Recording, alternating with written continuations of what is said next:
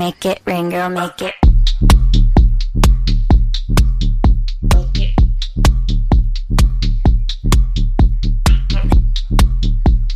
네, 수요일 저녁에는 농구 이야기와 함께합니다. 다양한 농구 이야기를 전하는 주간 농구 시작하겠습니다.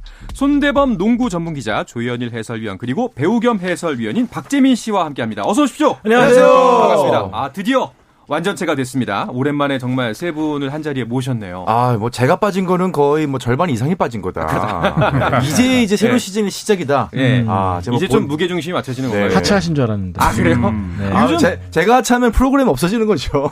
요즘 박재민 위원은 아침에도 활약하시잖아요. 이제 뭐 KBS에서 제가 KBS에 또 이제 뭐 직원 아니겠습니까? 사원쯤은 없는 직원인데 네, 아침 방송 이제 MC를 맡으면서 또 본의 아니게 제가 좀 스케줄이 겹쳐가지고 2주 동안 좀 인사를 못 드렸는데 오늘 드디어 돌아왔습니다. 그러게요. 새벽부터 힘드시겠어요. 프로그램 이름이? 해볼 만한 아침입니다. 알겠습니다. 네. 여러분 출근하실 때는 박재민 위원의 해볼 만한 아침, 그리고 퇴근하시고 나서는 스포츠. 분위기 많이 좋아졌네요. 그러니까요. 이런 분위기 꼭 좋습니다. 이렇게 정치하시기 바라겠습니다. 자, 오랜만에 뭉친 세 분과 즐겁게 농구 이야기 나눠보도록 하겠습니다. 때마침 이현중 선수가 오늘 새로운 소식을 전해왔죠. 네, 그러니까 수요일 우리나라 시간으로 수요일 새벽 1시에, 그러니까 미국 시간으로 아침 9시에 아주 반가운 소식이 떴어요. 네. 이현중 선수의 에이전트가 결정됐다는 소식이었는데, 이현중 선수가 세계적인 에이전트사인 BDA 스포츠와 손을 잡고 NBA 도전하겠다는 선언을 했습니다. 네. 일단 BDA 스포츠 같은 경우는 그 빌드업이라는 에이전트가 대표하고 있는 에이전트 회사인데요. 뭐 미국에서는 이름만 대면 알 정도로 유명한 프로스포츠 전문, 프로농구 전문 에이전트입니다. 네. 사실 이제 에이전트랑 손을 잡는다는 것은 재수의 가능성이 지금 없어진다는 거잖아요. 네, 이제 NCAA의 에이전트 없이 드래프트를 시도했다가 떨어지고 나면은 내년에 다시 시도할 수가 있는데 에이전트와 계약을 하면 이제 재수할 수 있는 권한이 사라지거든요. 그만큼 이현중 선수가 굉장히 이제 정말 이제 뭐 배수진을 친 거죠. 승부수를 띄웠다. 네, 승부수를 띄워서 최대한 이제 NBA에 입성할 수 있는 모든 경우의 수를 다 따져보고 있는 것 같습니다. 그런데 정말 때마침 정말 공교롭게도 매주 수요일마다 이현중 선수 소식이 들려와요. 네, 날짜를 맞춰가지고 우리가 주간농구하는 날마다 네, 그렇죠. 뭔가 좋은 기운이지 않을까 왠지. 앞으로도 뭐든 이제 좀 수요일에 또 발표를 해줬으면 좋겠는데, 아까 세계적인 에이전시라고 했는데, BDA가 그렇게 유명한가요? 네, 유명합니다. 일단은 뭐 예전에 야오밍, 또 스티브 내시, 또 지금은 이제 루카 돈치치, 뭐 라존 론도 이런 선수들이 있는데, 네. 일단 야오밍과 스티브 내시, 돈치치, 또 이현중 선수의 공통점은 일단 비미국 출신 선수들이죠. 그렇죠. 그리고 또 뭐 에이전트 하면 사실 이 선수들의 가치를 다 매기고 나서 계약을 맺기 때문에 그렇죠. 그만큼 또 빌더피 에이전트가 이현중 선수의 가능성을 높이 봤다고 볼 수가 있겠고, 그리고 또 이번 2022 NBA 드래프트 앞두고 이 챗 홈그랜, 아주 또 유망한 선수죠. 그리고 또 이 베일러 대학의 켄달 브라운, 또 오하이오 주립대 출신의 이젤 리델까지 또 유망주들을 함께 계약을 했거든요. 네. 그래서 이현중 선수 옆에 이 빌더피라는 에이전트가 붙었다는 것 자체가 일단 긍정적인 신호라고 봐야죠. 그렇죠. 기사를 찾아봤더니 빌더피가 직접 관리한다라는 이야기도 있던데 뭐 진이가 확인한 건가요? 네, 일단 빌더피 에이전트가 이현중 선수에 대한 관심이 높았다고 합니다. 일단은 제가 알기로는 가족분 중에도 이제 입양되신 분 가족 중에서 한국분이 있는 걸로 알고 있고, 그래서 아마 이현중 선수에게 대한 좀 각별한 애정을 가졌던 것 같고, 뭐 이현중 선수에게 이분뿐만 아니라 굉장히 많은 에이전트가 제안을 했다 그래요. 네네. 뭐 그 정도로 이현중 선수에 대한 가능성이 높았고, 또 이 빌더피 같은 경우는 이 에이전트 교과서에도 나온 인물인데, 일단은 뭐 중국의 야오밍과 계약하기 위해서 아시아 문화까지 공부했을 정도로 굉장히 그 고객 관리, 그러니까 선수 관리에 조금 그 열의를 보였던 분이거든요. 뭐 그만큼 이제 이현중 선수에 대한 영업도 앞서줄 것 같고, 또 이현중 선수에 대해서도 뭐 훌륭한 슈터가 될 것 같다라는 긍정적인 평가를 내렸습니다. 아무래도 이런 대형 에이전트와 잡고 또 이제 빌더피가 직접 관리한다는 소식까지 나오는 거 보면은 지명 가능성도 현지에서도 꽤 높게 보고 있다, 이렇게 판단해도 될까요? 그렇죠. 네, 뭐 아무래도 빌더피는 이현중 선수에 대해서 이제 평가를 끝냈다고 말씀을 드렸잖아요. 뭐 계속해서 기사가 나왔지만은 올해 드래프트 참가자 선수들 중에서 슛이 가장 뛰어난 선수로 알려져 있고요. 또 뭐 전술 이해 능력이나 3학년에 들어서고 나서는 패스 능력, 또 수비 능력도 많이 좋아졌거든요. 네. 거기다가 아마도 빌더피가 높게 평가를 했던 거는 아무래도 이현중 선수의 이 중학교, 초등학교 때부터 보여줬던 이 끈기, 그다음에 어떤 꾸준함, 성실함, 거기다가 영어도 잘한다. 네. 영어도 사실 원어민 수준으로 굉장히 빨리 끌어올렸기 때문에 이런 부분들 종합적으로 아마 판단하지 않았을까 싶습니다. 알겠습니다. 뭐 에이전트와의 계약 또 현재 근황 앞으로 일정도 그 SNS를 통해서 공개가 됐죠. 네, 현재 미국 산타바바라에서 P3 훈련장이라는 곳에서 뭐 컨디션 근력 밸런스 같은 훈련을 하고 있고요. 이 P3 훈련장 같은 경우는 NBA 선수들이 많이 찾는 그런 고급 트레이닝 시설입니다. 네. 그만큼 좋은 환경에서 훈련하고 있는데 이곳에 지금 한국 여자 배구 스타인 김연경 선수도 같이 있다 그래요. 네, 같이 그러니까 세계적인 스타들과 같이 트레이닝하다 보니까 뭐 더 많은 동기부여가 될 수 있을 것 같고 특히나 농구를 가르쳐주는 트레이너 이름을 주목하셔야 되는데 이 패키 터너라고 이 스테픈 커리를 가르쳤던 트레이너입니다. 그러니까 그만큼 유명한 트레이너까지 붙다 보니까 이현주 선수도 좀 박차를 가하고 있고요. 일단 5월 14일부터 16일까지 열리는 G리그 엘리트 캠프에 초청을 받게 됐고요. 또 그 뒤로는 이제 6월 23일에 열린 NBA 드래프트를 앞두고 이 도시 저 도시 돌아다니면서 각 구단들과 워크아웃을 갈 예정입니다. 네. 그렇군요. 그 들려오는 소식에 의하면은 어제는 골든스테이트 워리어스의 워크아웃에 참가했다라는 소식도 있던데요. 네, 뭐 워크아웃은 사실 뭐 일종의 이제 면접이라고 보면 되겠죠. 이제 구단이 자체적으로 드래프트 전에 이제 선수들을 불러 모아서 뭐 이것저것 테스트도 하고 인터뷰도 하고 또 인터뷰할 때 어떤 영어를 쓰는지 어떤 가치관을 갖고 있는지 다 보거든요. 그래서 골든스테이트와 지난 11일에 계약을 9일에 워크아웃을 했고 또 오늘 이제 세크라멘토 킹스랑 했습니다. 네. 그리고 다음에 우리 박재민 위원이 입고 계시는 저 로고 인디애나 페이서스를 만나게 되는데 이 세 팀의 공통점이 전부 다 2라운드 49순위 이후의 드래프트 픽을 가지고 있어요. 그렇기 때문에 이현중 선수가 지명이 된다면 2라운드 후반인데 그렇기 때문에 이 세 팀과 워크아웃 하는 게 좀 의미가 있다고 보거든요. 2라운드 뭐 초반이나 아니면 1라운드 픽이 아니라 2라운드 후반 픽이기 때문에 요 세 팀과 좀 워크아웃을 잘 해서 이현주 선수 드래프트 가능성이 좀 높아졌으면 좋겠습니다. 네. 실제로 오늘 저기 이제 나왔던 세크라멘토 현지 신문지를 보니까 세크라멘토 킹스의 이제 워크아웃으로 부를 선수 6명을 소개를 하는데 가장 첫 번째로 이현중 선수를 소개를 하더라고요. 그러니까 워크아웃에 초대가 되는 선수 자체도 적지만 그 중에서도 1번으로 이현중 선수가 소개가 됐다. 그만큼 현지에서도 이현중 선수에 대한 기대감이 굉장히 높은 거를 좀 반영하고 있는 것 같습니다. 사실 이런 소식을 전할 때마다 이게 좀 지나친 국뽕에 취하지 않게 그렇죠. 이게 좀 조심조심하는데 근데 확실히 그 해외 외신에서 현지 매체에서 전하는 소식이라고 한다면은 조금 더 우리가 믿어볼 만할 것 같습니다. 그 세크라멘토 킹스 이야기가 나왔는데 새로운 감독을 찾았다라고 하던데 이런 부분도 좀 이현중 선수를 선택하는 데 있어서 영향을 미칠까요? 일단 마이크 브라운 감독을 선임했죠. 골든스테이트 워리어스의 코치로 활동 중인데 사실은 지금 골든스테이트가 플레이오프 중이고 또 골든스테이트를 이끄는 스티브 커 감독이 코로나 확진자가 돼가지고 마이크 브라운을 대신 이끌고 있어요. 그래서 지금 같은 경우는 사실은 세크라멘토 킹스의 이 워크아웃에 관심을 둘 여력은 없을 것 같고요. 다만 이제 세크라멘토 킹스가 이 외곽 자원이 필요하기 때문에 아마 이현준 선수를 좀 눈여겨보지 않을까 생각합니다. 그 말씀하셨던 것처럼 이제 13일에는 인디애나 페이서스 워크아웃 참가한다. 박재민 위원은 어떤 팀에서 데려갔으면 좋겠습니다. 이게 어때요, 좀? 뭐 30개의 구단이 있지만 저는 정말 뭐 객관적으로 뭐 이런 거 다 차치하고요. 저는 사실 뭐 인디애나가 데려가는 게 그렇게 기쁩니다. 근데 왜냐하면 인디애나 리칼라이 감독 같은 경우에 사실 과거에 디트로이트 때도 그랬고 2라운드 혹은 이 드래프트 되지 않은 선수들을 슈터로 많이 키웠거든요. 맞아요. 잘 만들어요. 그리고 또 리칼라이 감독이 이제 제이슨 키드 감독이 부임하기 전까지 이제 댈러스 매버릭스 이끌었는데 항상 리칼라일 감독이 이끌 때는 댈러스의 3점 지표가 탑 10에 들었어요. 그래서 만약에 이현중 선수가 간다면 인디애나에서 리칼라일 감독과의 궁합은 굉장히 좋을 것 같아요. 실제로 지금 뭐 드래프트 순위도 예상을 해보건데 인디애나 페이서스랑 이현중 선수의 픽이 비슷하게 맞아떨어질 가능성이 굉장히 높거든요. 만약에 이현중 선수가 된다면은 전 날아갑니다, 인디애나로. 아, 진짜로? 실제로 지금 이제 개인 메신저를 보내고 왔거든요. 물론 읽지는 않습니다. 그렇죠. 근데 꼭 좋은 결과가 있었으면 좋겠다 이렇게 보내고 왔는데 저는 선수에게 굉장히 큰 부담을 주셨군요. 지우겠습니다. 아직 확인 안 했더라고요. 아침 방송에서 하차하시는 거예요? 이번 주부터 들어왔잖아요. 날아가지 않겠습니다. 요즘 뭐 화상 회의라는 좋은 시스템이 있으니까요. 알겠습니다. 이 구단별 워크아웃 지금 현재까지 3팀이 하는 걸로 알고 있는데 그 이후에 더 나올 수도 있고. 근데 이거 같은 경우에는 저 할래요라고 한다고 해서 할 수 있는 게 아닌 거죠. 절대 아니죠. 구단이 필요로 하는 선수에 대해서 접촉을 하고 날짜를 맞춰가지고 모으는 건데 이것도 아무나 갈 수 있는 것도 아니기 때문에 그만큼 세 팀이 초청을 받았다는 의미가 있고 아마 제가 알기로는 몇 군데 더 있는 걸로 알고 있어요. 근데 이 워크아웃이 굉장히 강도가 심하대요. 차라리 어떤 신인 선수들 제가 직접 물어보니까 차라리 경기를 뛰게 해달라고. 왜냐면 워낙 이제 이것저것 강도 높은 훈련을 많이 시켜보고 이걸 잘 따라하는지 그리고 군소리 없이 하는지 표정은 어떤지 하나하나 다 지켜보거든요. 표정은 어떤지. 진짜 그것도 되게 민감하게. 약간 그런 그 인성? 성격 문제가 꽤 중요한가 봐요. 피곤하죠. 그래서 탑 유망주들은 네. 예를 들어 뭐 세크라멘토나 인디애나 같은 구단들이 너 와 이러면 뭐 3순위 이내에 뽑힐 게 확실한 선수들 안 갑니다.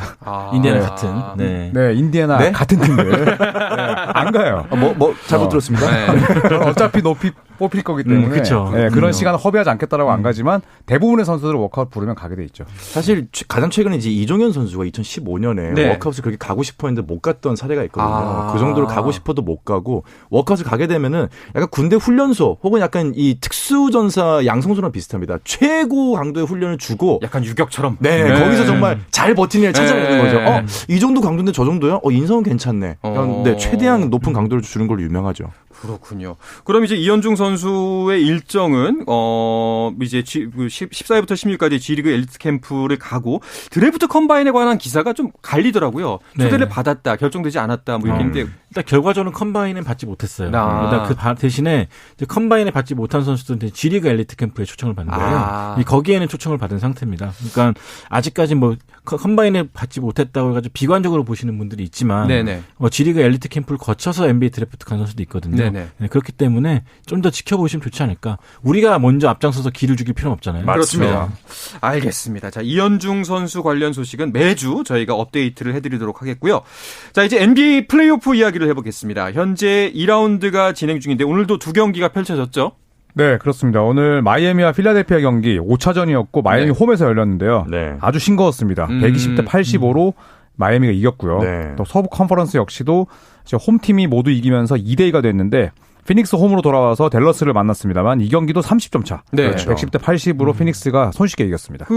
이렇게 좀 사실 2승 2패 둘 다 두 경기 다 동률인 상태에서 굉장히 중요한 경기인데 경기 스코어가 꽤 차이가 났어요. 그렇죠. 사실 필라델피아가 4차전 이기면서 2승 2패 됐을 때는 이제 엔비드 왔으니까 하든 살아났으니까 좀 되겠다 싶었지만 역시나 홈팀 마이애미 수비가 워낙 막강했고요. 뭐 댈러스도 마찬가지로 수비를 앞세워서 2승 2패 만들었지만 뭐 피닉스 홈에서의 그런 저력을 넘지는 못했습니다. 나머지 이제 플레이오프 2라운드 2개의 매치업은 또 어떻게 흘러가고 있는지 간단하게 정리해 주시죠. 네, 골든스테이트가 지난 4차전 잡아내면서 이제 시리즈 전적 3대1을 만들었고요. 멤피스의 저울리는 내일 5차전을 이기게 되면 3년 만에 컨퍼런스 결승을 갑니다. 그리고 보스턴과 미러키의 시리즈는 2대2가 됐는데 4차전 미러키 원정에서 알 호포드가 30득점, 86년생인데 지금 38살의 나이에 플레이오프 커리어 하이 기록 세우면서 시리즈를 동률로 만났습니다. 이쪽도 좀 재밌게 흘러가네요. 그리고 시즌 MVP가 결정이 됐나 보네요. 네, 뭐 저의 예상대로 그랬나요? 덴버 너게츠 소속의 니콜라 요키치. 자, 이 선수가 2년 연속으로 NBA 정규 시즌 MVP에 선정이 됐습니다. 뭐 아직까지 사무국에서 공식 발표는 없었지만 투표 집계 같은 것들을 좀 조사한 것 같아요. 그래서 ESPN에서 요키치가 2년 연속 됐다라고 발표를 했습니다. 근데 이 예측은 정말 쉬운 예측 아니었을까? 다 틀렸습니다. 그래요? 네, 이 사람 다 틀렸어요. 제가 왜냐면 제일 먼저 말씀하셔가지고. 저는 뭐 방송을 위해서 그렇군요. 이 한 몸 불살랐다. 선점을 하셨구나. 근데 이따가 뭐 SK KGC 챔프전 이야기 나오면 뭐 아마 말씀 많이 안 하실 것 같습니다. 알겠습니다. 자, KBL 프로농구 가만히 있겠습니다. 어제 챔피언 결정전까지 모든 경기 일정 마쳤습니다. 이 이야기는 잠시 쉬었다가 돌아와서 자세하게 나누겠습니다.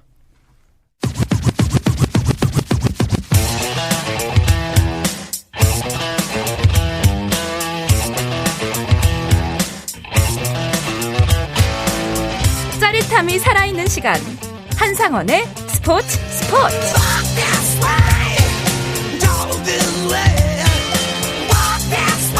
네, 수요일에 저녁 농구 이야기 주간 농구 듣고 계십니다. 손대범 농구 전문기자, 조현일 해설위원, 배우 겸 해설위원인 박재민 씨와 함께하고 있습니다.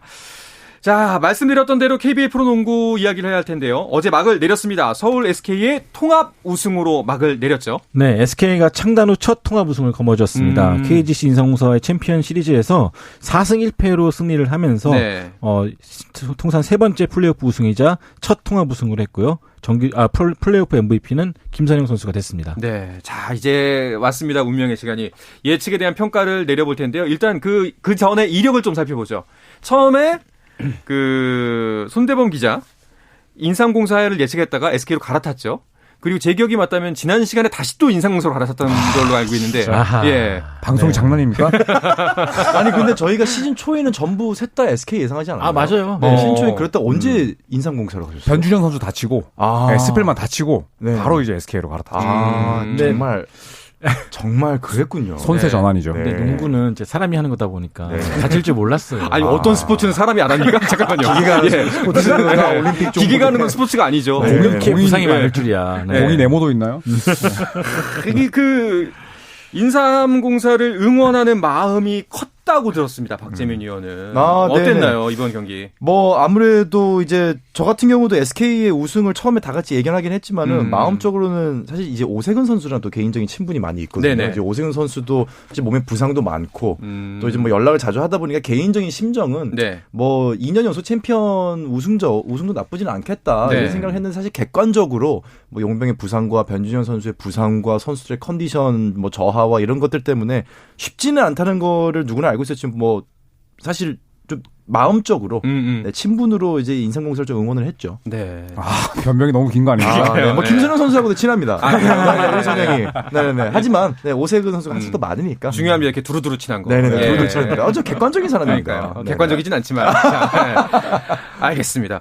자, 그러니까 이번 시즌 결국 전희철 초보 감독의 우승으로 막을 내리게 된 거예요. 뭐 지난 10여 년 동안 문경원 감독을 보좌해왔던 전희철 감독이 이제 올해 첫 해였는데 챔피언 결정전에 꺼내든 카드들이 예사롭지가 않았습니다. KGC 인삼공사의 모든 약점을 좀 공략하는 그런 카드를 꺼내들었는데 물론 KGC도 멋지게 반격하면서 챔피언전의 품질을 높이긴 했지만 결과적으로 봤을 때 전희철 감독 스타일의 동기부여, 전략 전술 이런 것들이 딱 맞아 떨어지면서 또 아주 훌륭한 우승을 차지했습니다. 사실 시즌 중에는 인삼공사가 더 전적이 우세했잖아요. 5승 1패였죠. 그러니까요. 압도적이었거든요. 네, 5승 1패였는데 뭐 전희철 감독이 주전 라인업을 KGC만큼 바꾸진 않았지만 또 어쩔 때는 뭐 수비가 필요할 때는 이현석 선수 그리고 또 뭐 오재현 선수 투입하고 또 코너에서 이제 스파더 공격이 필요할 때는 또 허일영 선수를 투입하고 이런 라인업의 변화도 좋았고 또 제가 전희철 감독의 브이로그를 한번 봤었는데 1년 내내 뭐 다른 부분들은 괜찮지만 선수들의 뭐 체중,